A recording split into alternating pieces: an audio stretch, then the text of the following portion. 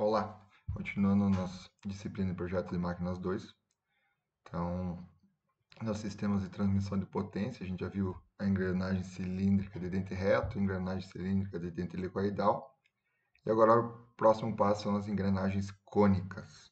Então, o nome já diz também, vem porque elas têm um formato cônico. Então, elas têm um formato cônico principalmente para auxiliar elas mudar a direção de movimento. Então a gente vai ver mais específico engrenagens cônicas com dentes retos, mas existem com dentes em espiral também, assim como nas engrenagens cilíndricas, a de dente espiral ela tem um melhor contato, menor ruído, só que ela é mais difícil de fabricar, consequentemente ela é mais cara também. Mas o dimensionamento é muito similar. Então a gente vai passar aqui por engrenagens cônicas com dentes retos, e as similaridades com engrenagens cônicas de dentes cilíndricos é muito próxima. Então, quem precisar dimensionar, por exemplo, engrenagens cônicas de dentes cilíndricos, é só considerar o tamanho maior dos dentes. Então, elas geralmente são utilizadas em eixos reversos. Então, você pode ter até 90 graus de uma em relação à outra. Então, você consegue mudar a direção do movimento de uma engrenagem. Por exemplo, num carro, se está vindo com um eixo na transversal, se quer fazer um movimento no outro sentido, se utiliza esse tipo de engrenagem. A relação de transmissão máxima que deve ser utilizada é 1:6, então você não consegue fazer uma redução muito grande. E para a relação de transmissão acima de 1:1,2, são mais caras que as engrenagens cilíndricas. Então, muitas vezes é usada uma relação de transmissão 1:1, e a engrenagem cônica com dente reto é usada somente para mudar a direção do movimento. Então, muitas vezes ela só é usada para mudar a direção do movimento e não para aumentar ou diminuir torque ou velocidade. Aqui tem um desenho esquemático das engrenagens cônicas de dente reto. Vejam que o formato já é bem mais complexo de uma engrenagem cilíndrica do que de dente reto. Então, ela tem algumas características geométricas mais complexas em si. Você tem o local de encaixe dos eixos aqui. Tem os diâmetros aqui também que a gente vai conseguir calcular, as larguras. Então, a gente vai dimensionar bem similar com o que a gente fazia as engrenagens cilíndricas de dentes retos. Então, algumas características geométricas, questão do número de dentes, de novo, relacionado com o diâmetro primitivo e com o módulo da engrenagem. Então, desde lá das engrenagens cilíndricas de dente reto, a gente está falando em módulo já. Aqui também continua a mesma relação. Então, a gente tem o módulo da engrenagem, um módulo médio. Então, como a engrenagem cilíndrica de dente reto tem um formato diferente, a gente tem um módulo médio que a gente chama, que é 80% do módulo normal, ou do módulo da engrenagem, ou 0,8 vezes o módulo da engrenagem. O passo é o módulo vezes π, e tem mais algumas características geométricas aqui que é possível de obter a partir do momento que você tem as mesmas características que a gente tinha antes lá das outras engrenagens, o diâmetro primitivo e a largura. Tendo o diâmetro primitivo, a largura e o módulo, os demais, as demais características geométricas das engrenagens basta calcular. Então, não tem muito segredo, é meramente aplicar as fórmulas em cima das características já obtidas. Então, por dimensionamento, de novo, a gente vai utilizar os dois critérios que a gente utilizava para as outras engrenagens. Então, sempre a gente usava o critério de pressão ou de desgaste e depois o critério de resistência à flexão no pé do dente. Então, os critérios continuam sendo exatamente os mesmos para todas as engrenagens. O que muda? Não sei se vocês lembram, mas essa fórmula aqui do volume mínimo, a gente usou para engrenagem cilíndrica de dente reto com uma constante aqui na frente. Para a engrenagem cilíndrica de dente helicoidal, ela mudou um pouquinho. E aqui também ela muda um pouquinho. Então, essa primeira parte aqui, que é o volume mínimo, vai ser 0,2 vezes F. Esse F era a característica dos engrenamentos, que a gente viu lá, engrenagens cilíndricas de dentes helicoidais. Momento torsor continua sendo a mesma coisa, pressão admissível a mesma coisa. Agora a gente tem um cosseno aqui, que vai ser importante também para o nosso cálculo. E aqui, de novo, relação de transmissão. I ao quadrado mais 1 sobre I ao quadrado. Então, a fórmula é muito similar do critério de pressão das outras engrenagens. E o critério de resistência à flexão, mesma coisa. A gente tem que garantir que a tensão máxima seja menor que a tensão admissível do material, assim como nas outras engrenagens. Então, a gente vai continuar usando a força tangencial, o fator de forma, que dependeria do número de dentes. Aqui, de novo, a gente vai ter que calcular um número de dentes equivalente para engrenagem cônica cilíndrica. Largura, módulo normal, e o E, que era o fator relacionado à segurança. Então, ela fica muito similar às outras engrenagens que a gente calculava. O que muda um pouco também? Número de dentes equivalente. Então, número de dentes equivalente, a gente vai obter aqui ZE, que é o número de dentes equivalentes, vai ser igual ao número de dentes da engrenagem dividido por cosseno de φ1. Como é muito similar, eu resolvi já fazer a resolução do exemplo nessa aula. Então, é muito parecido com as outras engrenagens. A gente faz a resolução do exemplo nessa aula.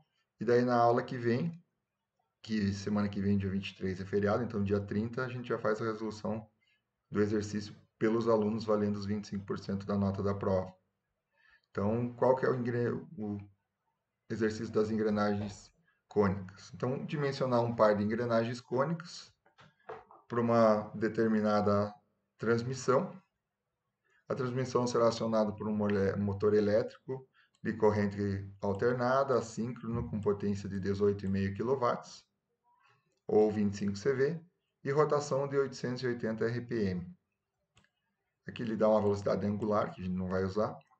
A duração prevista para 10.000 horas de funcionamento. Então, desde lá do começo, a gente calcula aqueles fatores lá de duração prevista da engrenagem, está falando em 10.000 horas de funcionamento, com atuação em eixos de transmissão e acionamento máximo de 10 horas por dia.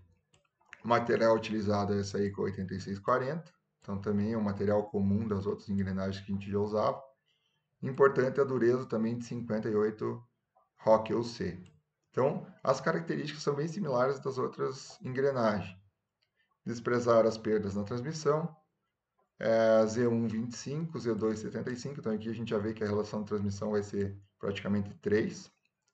E defasagem dos eixos 90 graus. Então, o máximo de defasagem dos eixos vai ser sempre 90 graus.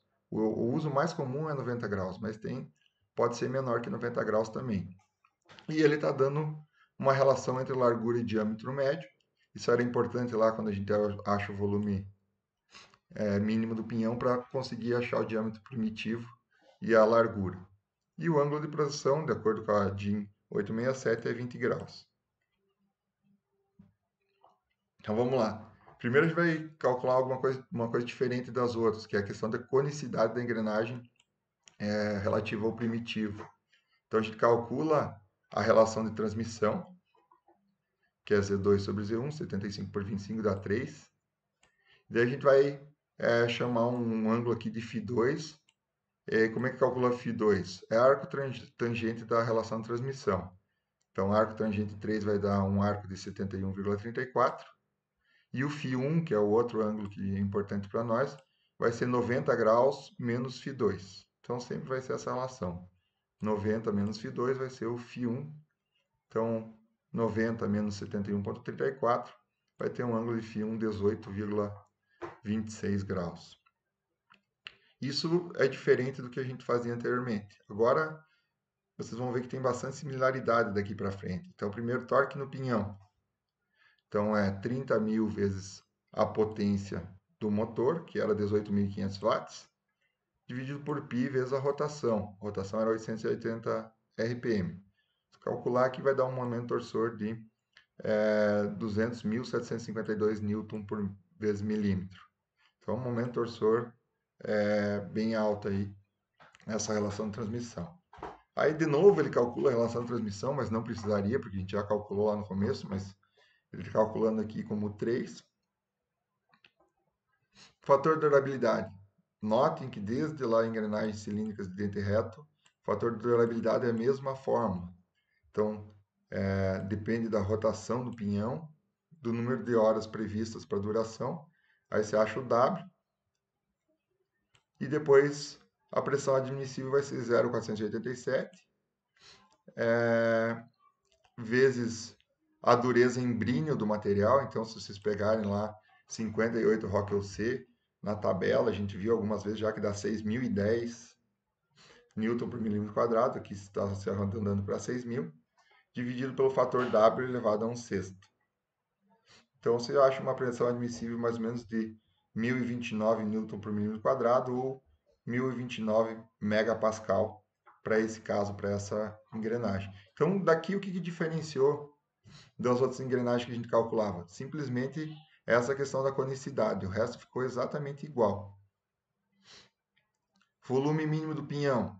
Então, vai pegar aquela nova fórmula lá de volume mínimo do pinhão, e aqui a gente vai entrar com aquele ângulo que a gente calculou lá da conicidade. Cuidado para não confundir.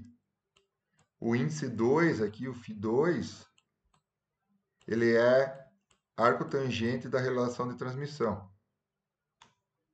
E o φ1 é o que falta para 90 graus. Então, aqui a gente sempre vai usar o φ1 aqui, cosseno de φ1 na fórmula do volume mínimo pinhão.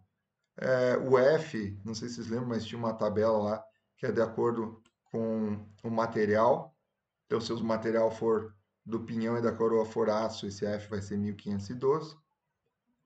O momento torsor a gente calculou lá que era 200.752. Cosseno de 18,26. Relação de transmissão 3 ao quadrado mais 1 dividido por 3.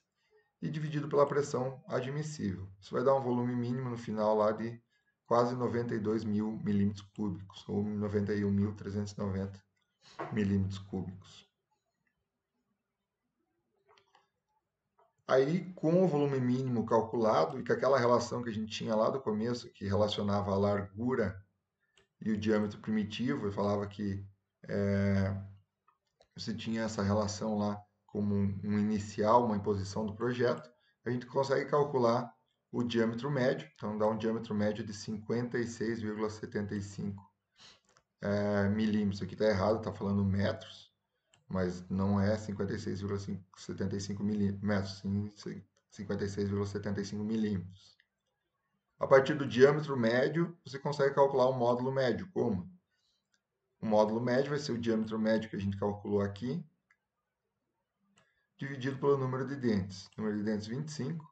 Daí ele fala que o módulo médio é 2,27 metros. Também errado, 2,27 milímetros. Então, está errado lá no livro do Sarkis, está com metro, mas é milímetro.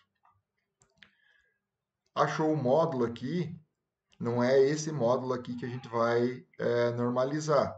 A gente vai ter que achar o módulo do engrenamento, o módulo ferramenta, que é esse módulo aqui dividido por 0,8. Então, o módulo do engrenamento ou ferramenta 2,84. A gente vai lá naquela tabela da página 90, que está na engrenagens cilíndricas de dente reto de vocês lá, e vai pegar o mais próximo. Vocês vão ver que de 2 a 3 ele varia de 0,25 a 0,25. Se fosse ver o mais próximo, seria até 2,75. Mas a gente vai acabar arredondando para 3, porque lembra que geralmente a gente pega o menor, daí chega no final e falta um pouquinho na tensão. Então vamos para o mais alto, vamos para 3. Pegou 3 aqui, recalcula o módulo médio, que vai ser 80% do módulo normalizado. Então o módulo médio vai ser 2,4. Aí você consegue calcular o diâmetro médio, recalcular, na verdade, o diâmetro médio, que vai ser o módulo médio que a gente recalculou lá como 2,4, vezes o número de dentes do pinhão, 25. Então a gente tem um módulo, um diâmetro médio aí de 60 milímetros. Tendo esse diâmetro médio de 60 milímetros, a gente consegue calcular a largura do pinhão, que é 26. Então, a parte do critério de pressão a gente fechou aqui. Agora a gente vai para o critério de resistência à flexão no pé de dente. De novo, a tensão máxima não pode ser, tem que ser menor que a tensão do material que a gente escolheu. Então, força tangencial calcula da mesma forma que calculava antes, só que aqui embaixo se usa o diâmetro médio do pinhão. Então, 2 vezes 200.752 dividido por 60 vai dar uma força tangencial de quase 7.000 newtons, 6.692. Fator de forma, tem que calcular o número de dentes equivalente. De novo, a gente vai usar aquele ângulo de conicidade aqui. Então, é o número de dentes dividido pelo ângulo de conicidade. Isso vai dar 25 dividido por cosseno 18,26, vai dar aproximadamente 26 dentes. Se vocês for lá na tabela de fator de forma, que é a mesma também desde engrenagem cilíndrica e dente reto, vai ser um fator de forma de 3,15. Fator de serviço. Então, para 10 horas por dia de funcionamento, trabalho considerado normal, então a gente usa um E de 1,5.